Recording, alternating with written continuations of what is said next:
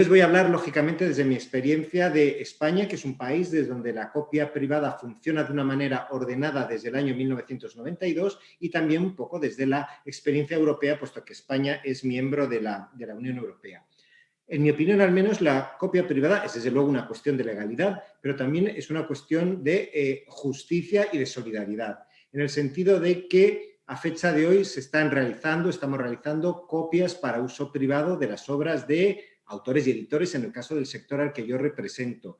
Estas copias las realizamos, las utilizamos sus obras, nos beneficiamos de ellas y, sin embargo, ellos no están percibiendo a fecha de hoy un peso por esa utilización de las obras. En mi opinión, y antes lo comentaba Rafael, los titulares de derechos, los autores y editores en este caso, tienen derecho a percibir un retorno por todas estas utilizaciones que efectuamos del producto de su trabajo, en el fondo, de su actividad de producción, de comercialización, de creación, porque si no, lo que ocurre es que más tarde que pronto la iniciativa, el empuje para crear nuevas obras disminuirá. Y esto traerá tres efectos. Uno muy claro, que es la disminución de la producción, pero el consumo, la necesidad de obras va a ser la misma. Y por lo tanto, si no se producen obras en nuestros países, leeremos libros, nuestros niños y nuestros jóvenes estudiarán y nuestros investigadores trabajarán con obras que tengan otra procedencia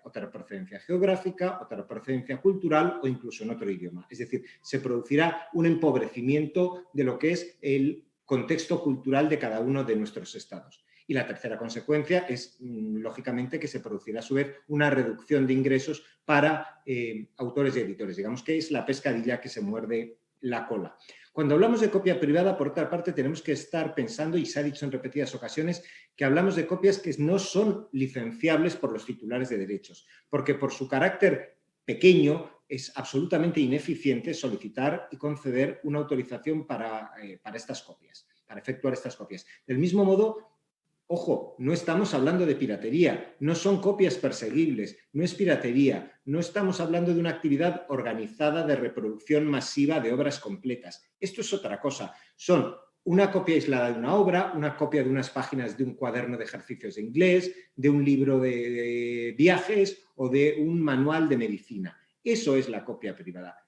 Consideradas individualmente, provocan poco perjuicio a autores y editores, pero sumadas provocan estos millones y millones de copias, provocan evidentemente un perjuicio, causan un daño económico a autores y editores y ese es el que tiene que ordenarse y compensarse a través de la figura de la copia privada. Por otra parte, la compensación por copia privada es un instrumento de equilibrio entre los que, en mi opinión, son los tres agentes que participan en esta figura. En primer lugar, los autores, editores, podríamos hablar de productores y artistas, lógicamente, porque son aquellos cuyas obras y creaciones se copian. En segundo lugar, por los ciudadanos, porque la copia privada nos permite que esas copias privadas que ya se realizan las efectuemos dentro del ámbito de la legalidad, cosa que es conveniente en cualquier sociedad. Y tercero, porque para las industrias tecnológicas, porque las industrias tecnológicas, que son las que producen, importan, comercializan los equipos, aparatos y soportes que sirven para copiar, también se benefician de la capacidad de copia que tienen estos dispositivos que comercializan. De tal manera que la compensación por copia privada equilibra y regulariza la situación de estos tres agentes. La copia privada ha manifestado, o ha demostrado ser un mecanismo eficiente a lo largo de la historia. Ya lo han dicho varios de los participantes.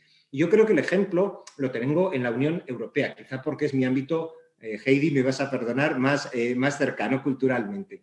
En el ámbito de la Unión Europea, la copia privada no es un límite, no es una excepción que deba imponerse por parte de los Estados miembros. Sin embargo, a fecha de hoy, todos ellos la han impuesto, han establecido la posibilidad de efectuar copias privadas cumpliendo ciertos requisitos, ese acceso legal, obviamente que la obra sea una obra ya previamente divulgada, que no vaya a ser utilizada de forma colectiva ni lucrativa. Han establecido este límite unido al pago de una compensación para autores, editores, productores y artistas. La copia privada a nivel internacional se gestiona necesariamente a través de entidades de gestión colectiva, que son asociaciones de titulares de derechos. No son entidades con ánimo de lucro, no son empresas. Son, como dice la ley española, las entidades de gestión son propiedad de sus socios. Pues bien, las entidades de gestión, aparte de desarrollar esta labor de recaudar y repartir, luego podemos hablar del reparto que ha salido por ahí anteriormente en una de las preguntas de Ángeles Basterreta, además de recaudar y repartir, la copia privada gestionada a través de las entidades de gestión se ha convertido en un instrumento fundamental para fomentar y potenciar los sectores culturales correspondientes de cada país, en nuestro caso, el sector editorial. ¿Cómo? Porque un porcentaje de la recaudación por copia privada, que suele oscilar entre el 20 y el 50% en la tradición europea de la recaudación, se dedica a acciones asistenciales, de formación y promoción en beneficio, en nuestro caso, de los autores y editores. Aparte de las labores de promoción directamente dirigidas a los editores, quizá las cifras destinadas a los autores sean las más relevantes. Por ejemplo, el año pasado en Cedro, con esas cantidades destinadas que proceden de la copia privada, concedimos 152 ayudas de urgente necesidad y concedimos 1.800 prestaciones para que los autores pudieran pagarse tratamientos odontológicos para material auditivo o para material óptico. Son cuestiones que no están tratadas de manera global por el Servicio Nacional de Salud. Es decir, la copia privada también cumple un efecto igualatorio, social, entre los colectivos de titulares de derechos. Y este año esa función social de la copia privada ha sido más relevante, porque gracias al dinero que procede de la copia privada, Cedro pudo constituir un fondo COVID para intentar, de alguna manera, paliar la disminución de ingresos que autores y editores han sufrido por la práctica paralización de las actividades culturales, al que han podido dedicarse ya 400.000 euros. En definitiva, y termino ya, todo esto se ha conseguido gracias a la copia privada, que no es sino una pequeña cantidad de dinero que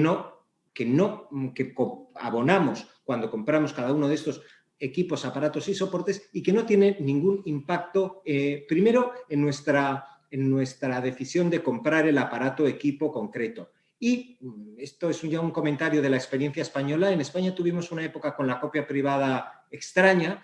Desde enero de 2012 hasta agosto de 2017 desapareció el sistema clásico de compensación por copia privada. Pues bien, el precio de los equipos, aparatos y soportes no varió, o sea que podemos decir que tampoco tiene un impacto real en el precio de estos dispositivos. De la misma manera, la copia privada no es en absoluto un obstáculo, un lastre de cara a la creación de una sociedad moderna y tecnológica.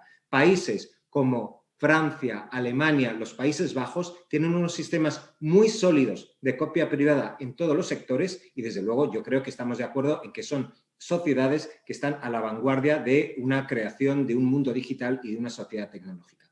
Por lo tanto, para no pasarme de tiempo y sin perjuicio de lo que pueda comentar en el turno de preguntas, simplemente reiterar el apoyo desde Cedro y desde IFRO al establecimiento de un sistema de copia privada efectivo en México y en el resto de los países latinoamericanos para autores, editores, productores y artistas. Muchas gracias.